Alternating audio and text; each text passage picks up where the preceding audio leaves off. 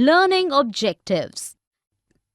After studying this module, students will be able to define raw data, understand the concept of classifying data, know about types of data classification, learn about techniques of forming classes, discuss tally marking, learn about different frequency distribution. Organization of data.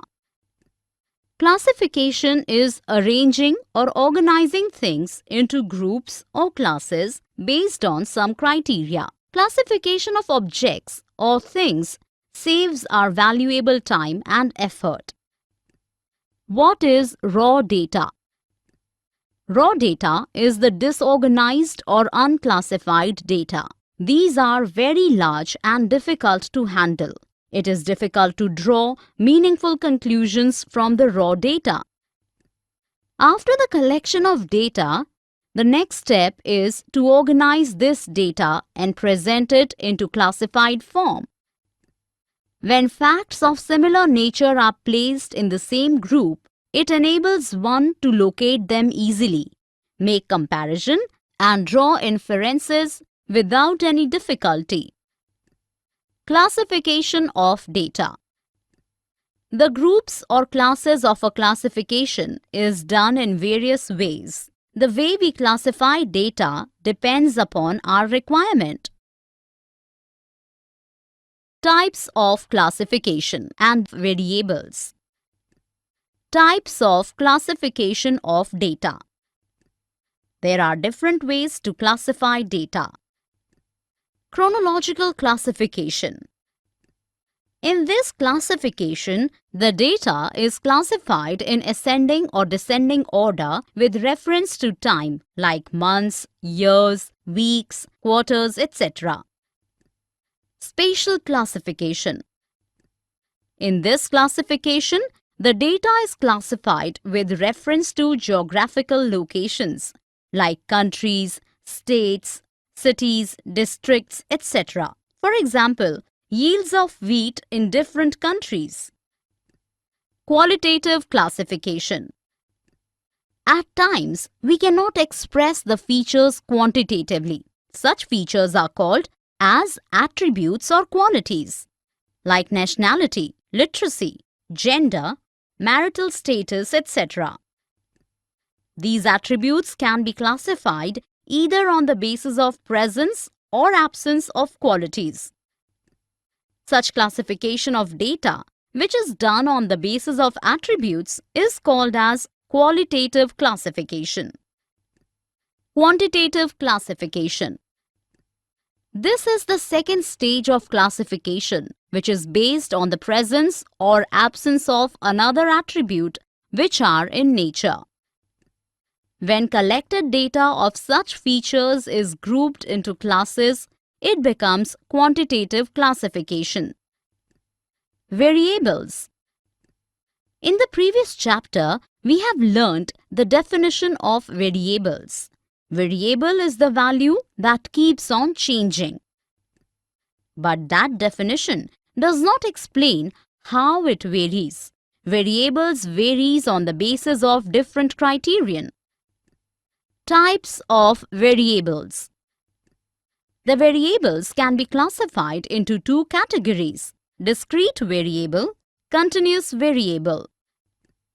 Discrete variable. A discrete variable can take only certain values.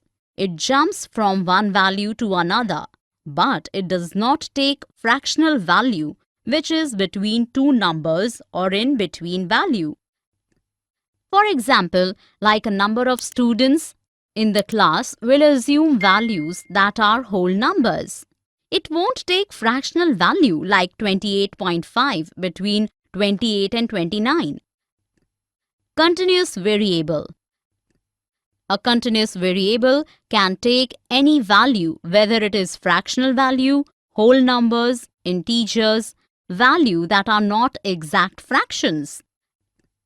The examples of continuous variables are weight, height, time, and distance, etc. For example, height of student as he grows would take all the values between 80 centimeter to 163 centimeter. It will take all values in between these numbers. Frequency distribution. What is frequency distribution? Frequency distribution is a way through which we classify raw data which contains quantitative variable. It basically shows how different values of a variable are distributed in different classes. Frequency distribution table. In each frequency distribution table, there is a class limit on each class of a table. Class limits are basically two ends of a class. The lowest value in the class is called as lower class limit and highest value is called as upper class limit. Class interval or class width. This is the difference between the upper class limit and lower class limit. Class midpoint or class mark. It is the middle value of a class. It is the halfway of the lower limit and upper limit of a class. How to prepare a frequency table? When we prepare frequency distribution table, then we need to address 5 points. Should we have equal or unequal sized class intervals? We use unequal sized intervals in two situations. The first situation is when we have data on income and other variables which are of similar nature but have a high range.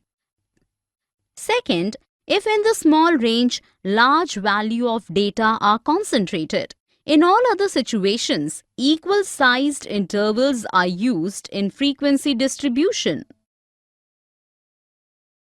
Points to remember for frequency distribution. How many classes we should have? Generally, the number of classes are between 6 and 15. In case of equal-sized class intervals, the number of classes can be calculated by dividing the range by the size of the class intervals. What should be the size of each class? To determine the size of each class, we must know the class interval and range of class as these things are interlinked. How should we determine the class limits? Class limits should be definite and stated in clear manner. The lower and upper class limits should be determined in a way that frequencies of each class tend to concentrate in the middle of the class intervals. Types of class intervals. Inclusive class interval. In this class interval, the values equal to the lower and upper limits of a class are included in the frequency of that same class. Exclusive class interval. In this class interval, the values equal to the lower and upper limits of a class are excluded in the frequency of that same class.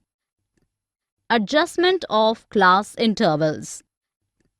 We can make the adjustment of class intervals by following ways. 1. Find the difference between the lower limit of the second class and the upper limit of the first class. 2. Divide the difference obtained by 2. 3. Subtract the value obtained from the lower limits of all classes. 4. Add the value obtained in upper limits of all classes after the adjustment that restores continuity of data in the frequency distribution of class. Ways to prepare frequency distribution.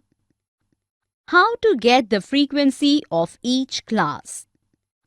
The frequency of an observation means how many times that observation occurs in the raw data. But when the data is grouped into classes, the class frequency is done by tally marks. Tally marking. In this method, a tally is put against a class for each object that falls in that class. Thus, frequency in a class is equal to the number of tallies against that class. Loss of information. The frequency distribution summarizes the raw data and helps to make it more concise and comprehensible. There is loss of information. Once the data are grouped into classes, an individual observation has no significance in further statistical calculations. Frequency distribution with unequal classes. If the classes are to be formed in such a way that class marks coincide, as far as possible, to a value around which the observations in a class tend to concentrate, then equal class interval is more appropriate. Frequency array. The classification of for discrete variable is known as a frequency array. Since a discrete variable takes values and not intermediate fractional values between two integral values, we have frequencies that correspond to each of its integral values. Bivariate frequency distribution. It can be defined as a frequency distribution of two variables. Suppose that we collect information on height and weight of customers. In this case, we have bivariate sample data. Such bivariate data can be summarized using a bivariate frequency distribution. Summary. Let us summarize what we have learned in this module. Classification is arranging or organizing things into groups or classes based on some criteria. Raw data is the disorganized or unclassified data. In chronological classification, the data is classified in ascending or descending order with reference to time like months, years, weeks, quarters, etc. In spatial classification, the data is classified with reference to geographical locations like countries, states, cities, districts, etc. Classification of data done on the basis of attributes is called as qualitative classification. Quantitative classification is based on the presence or absence of another attribute which are in nature. Variable is the value that keeps on changing. A discrete variable can take only certain values.